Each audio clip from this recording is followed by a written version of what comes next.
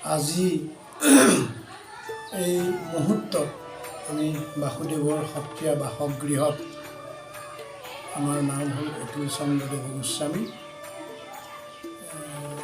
আমি সত্ৰীয়া বাসুদেৱৰ একাত্ম সেৱক। এই বাসুদেৱ থান ঐতিহ্যমণ্ডিত বাসুদেৱৰ যি মূল বিগ্ৰহ আছিল, যি মূল বিগ্ৰহ ভাগ, এই ভাগ পূৰ্বৰ চুতীয়া ৰজাৰ কুণ্ডিল নগৰত ভীষ্মক ৰাজ্যত অৱস্থিত আছিল।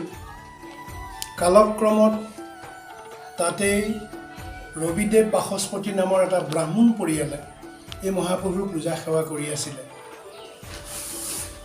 শেষ অৱস্থা আহি পোৱাত আমাৰ মহাপুৰুষৰ নাতি পুত্ৰ, নাতি গোসাঁই কয় দামোদৰ আটা, সেই দামোদৰ আটাক তেতিয়া আহোম ৰজা